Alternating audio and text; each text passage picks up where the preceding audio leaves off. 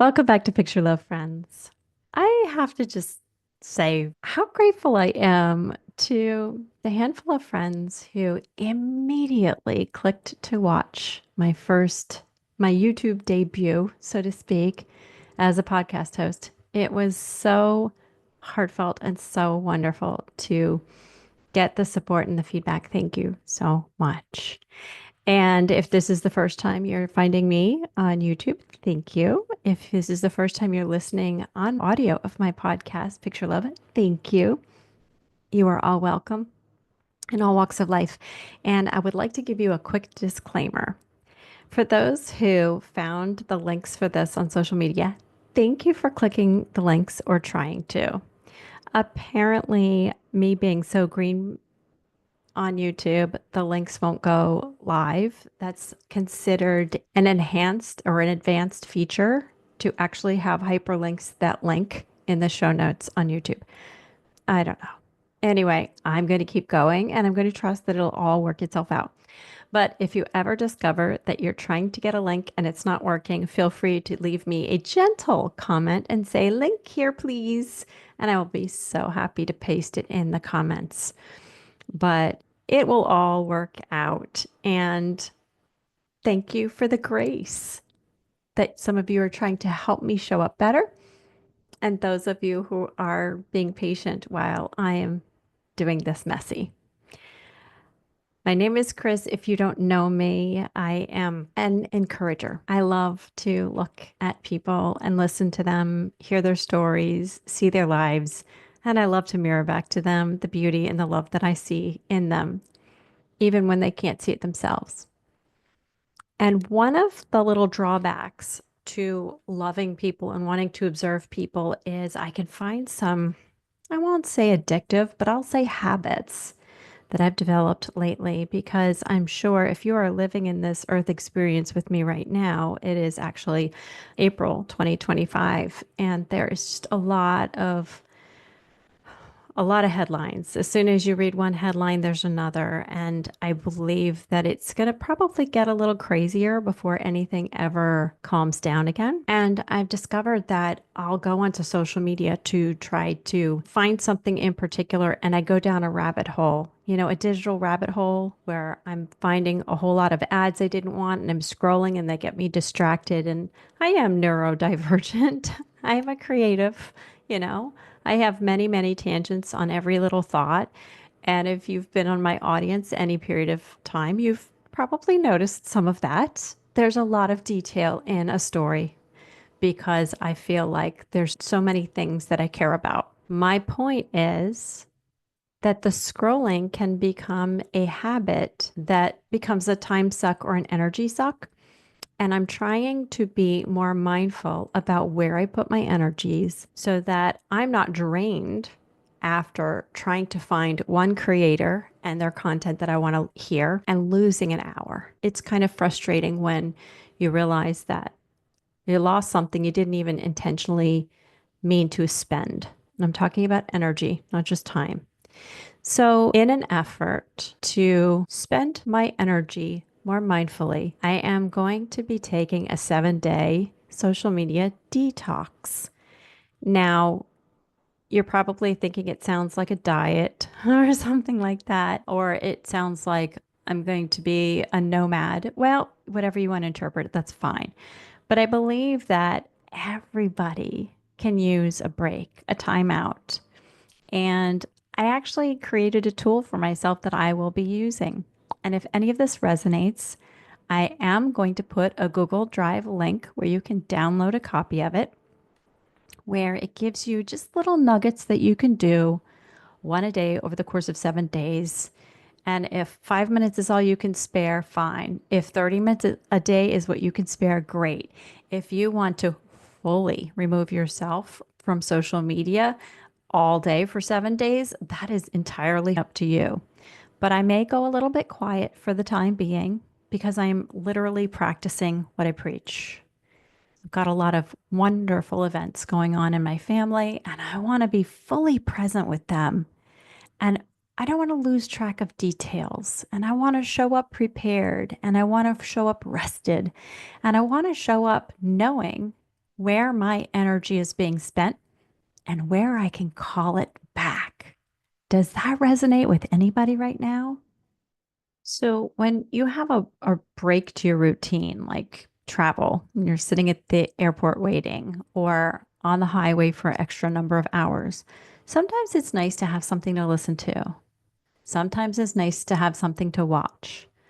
But I am going to choose during this 7 days to actually listen to a book, listen to my own thoughts, read a book, listen to music, sing more, and not scroll. So that is my goal. And I'm probably going to give myself maybe 30 minutes each day where I can see if there is something that really does matter to me from a family member, but it will involve setting a timer. And that will be the time that I won't lose track of because there's a timer to keep me grounded and connected to this linear concept of time. So when I show up to my daughter's recital, I haven't stressed myself out with more information than my brain needs. I will appreciate my digital devices for boarding passes and for directions on the highway and for placing an order for dinner and for checking out at the grocery store when we take our grocery shopping. I will gratefully tuck it away and enjoy a paper book that I am packing for the airplane. I will also enjoy studying the inside of my eyelids in flight, meaning turn the brain off and hear what thoughts come in. Because quite honestly, I am curating the best thoughts I possibly can because where my focus goes, that's what grows. We all know it, right? And I think that there is so much power in our minds that goes unnoticed when, at least for me, when I numb out on amusing animal videos or people whose opinions I really value. But if they are not a personal relationship of mine, that's not going to get my attention for the next week. So, will you join me? Or at least check out my download and see if there's something that appeals to you. The goal is just one measure better, one measure more mindful is better than nothing for sure. And there's nothing to lose from giving it a try or listening to a more positive thought. That's all I want to give you is positive thoughts. And I want your responses to me to cause me to have more positive thoughts, right? That's what a community does. It's an exchange, it's not a programming. I am not here to create a new matrix for people. I'm here to live and let live. I'm here to learn and be willing to agree to disagree and still honor that.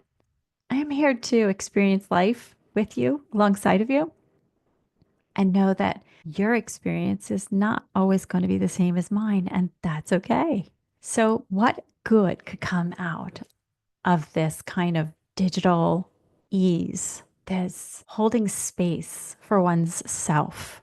How many wonderful thoughts can be remembered or discovered or born? How much creative space can be found when 2, 3 hours of social media is spent on something else?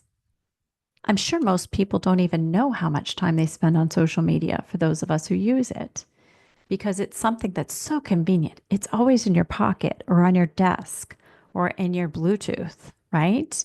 It's something that allows us to communicate ideas and information, which is a beautiful thing. It allows beautiful creators to share their art. It allows so many beautiful things. But when it takes us out of our own lives and other things get neglected, there are relationships that can suffer. Relationships with ourselves, relationships with our pets, relationship with our neighbor, relationships with nature. I put my feet in the ocean this morning, and I'll be honest, it set my whole day on a track I feel great about. I got a lot done, and it wasn't because I was trying or being slave to my lists. It's because I approached the day with a clear mind. It was gorgeous. Something about that salty ocean water just, it's a course correct for me personally. And maybe yours isn't the ocean, maybe it's something else. But nature is so healing and it has so many gifts for us and so much wisdom. And it is such a joy when I discover what was waiting for me what was waiting to be noticed. I actually got stopped this morning by a woman who was leaving the beach with her little dog. Couldn't have been more than 3 pounds. And it was so interesting to have her, total stranger. I don't know her name, but it felt like an old friend because she was admiring the beauty of the ocean. She was admiring the fresh air. She was looking, and I said, "Are you going or coming?" And she's like, "I'm finished. I've already been here. I'm heading out." She was an early bird, and the two of us, total strangers, were marveling over how just everything feels better. And she said, I had a stomach issue for 2 weeks and I finally put my feet in the sand and in the ocean and I feel like a new person. And it's such a gift to put down the device and experience and receive the gift of that knowing. So I'm really curious to know if you take a look at it and you do 1 day or 7 days or how you used it. I would love to know, but I will tell you what it's called. I called it Picture Love, Not Scrolling, a gentle reset for real life joy. And that's what I'm hoping it is. I'm hoping it is a gentle guide for you to find a reset. This is no boot camp. It's something that I really believe everybody can complete with some intention. So if it aligns, grab it from the link that I will put in the show notes. You may have to copy and paste if it's not a live link. Yes, I hear you, YouTube, but we'll figure each other out soon enough. If you are listening to this on audio through your podcast player, I will also include that in the show notes and it will be a live link there. And more than anything, I hope that this activity and this thought, and even just the suggestion of some kind of reset, a boundary, a loving boundary you give yourself to be mindful and present in your real life, not just your virtual life. I hope it blesses you today. Above all, I hope it helps you picture love better in your life. All right, folks, that's it for right now. I'm going to go do is continue practicing what I'm preaching, and I'm going to go unplug and go play with my dog. Have a beautiful day. Thank you, friends. Bye bye.